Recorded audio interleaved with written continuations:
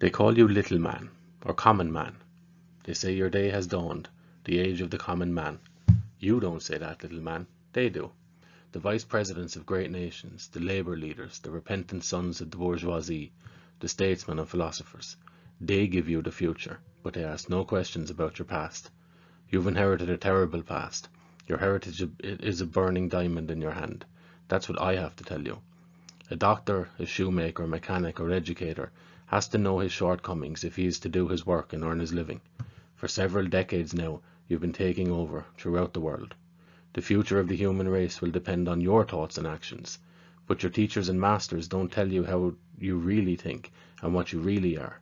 No one dares to confront you with the one truth that might make you the unswerving master of your fate.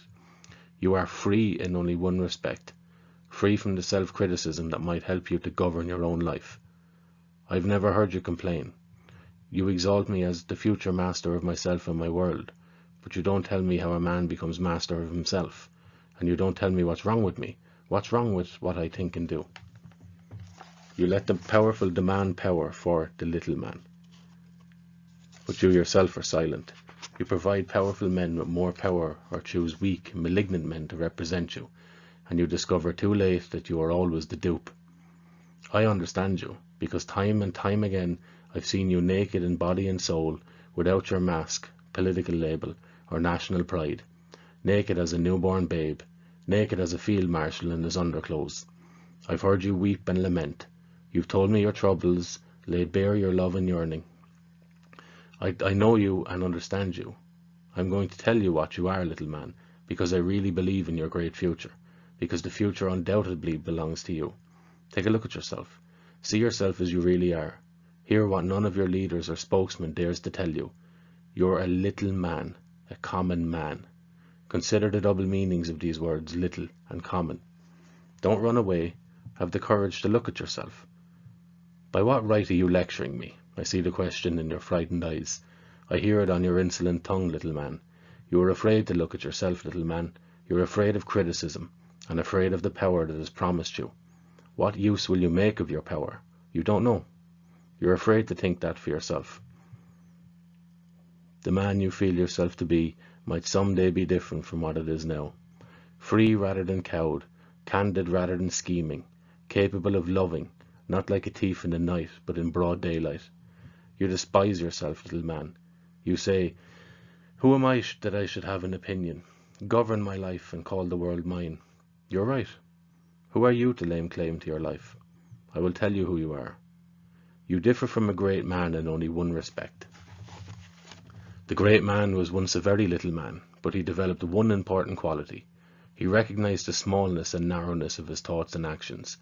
Under the pressure of some task which meant a great deal to him, he learned to see how his smallness, his pettiness, endangered his happiness. In other words, a great man knows when and in what way he is a little man. A little man does not know he is little, and is afraid to know. He hides his pettiness and narrowness behind illusions of strength and greatness, someone else's strength and greatness. He's proud of his great generals, but not of himself. He admires an idea he has not had, not one he has. The less he understands something, the more firmly he believes in it, and the better he understands an idea, the less he believes in it.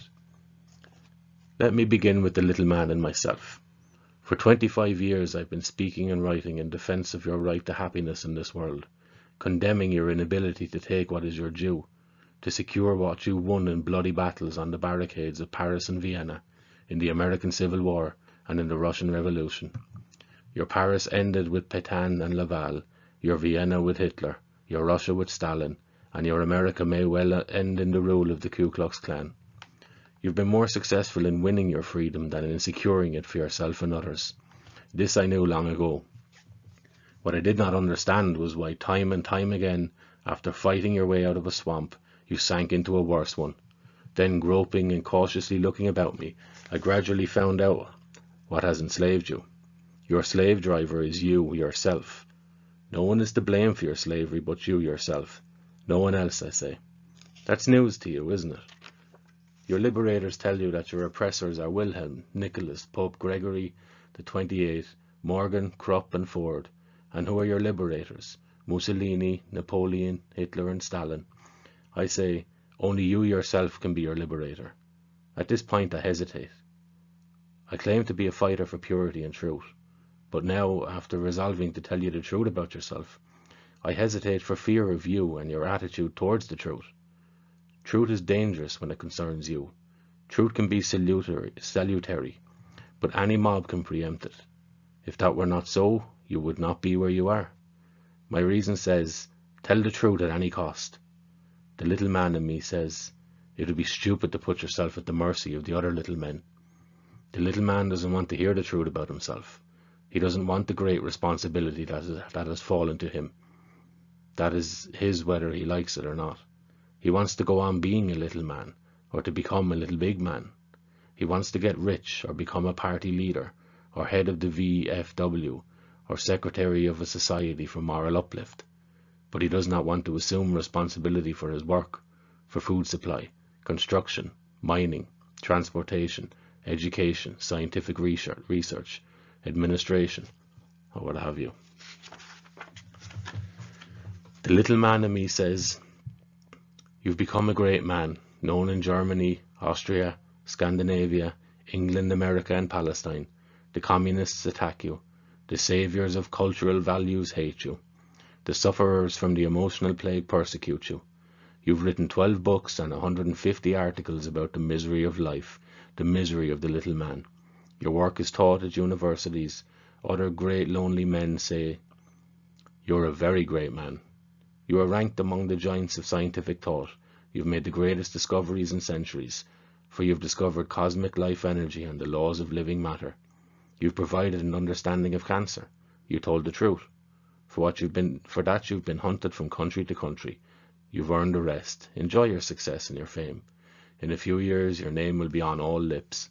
You've done enough. Take it easy. Devote yourself to your work and the functional law of nature. That's what the little man in me says, because he's afraid of you, little man. I was in close contact with you for many years, because I knew your life through my own and wanted to help you.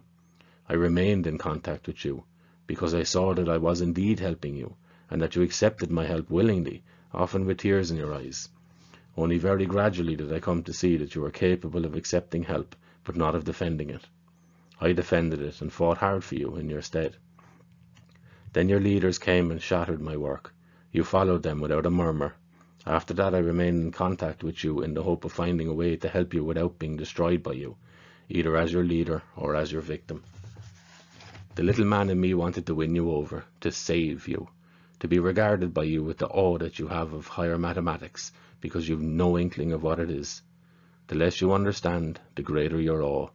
You know Hitler better than Nietzsche, Napoleon better than Pestalozzi. A king means more to you than Sigmund Freud. The little man in me aspires to win you over, as you are ordinarily won over, with the tom-tom of leadership. I am afraid of you when the little man in me dreams of leading you to freedom. You might discover yourself in me, and me in yourself. Take fright and murder yourself in me. For this reason I am no longer willing to die for your freedom, to be an indiscriminate slave.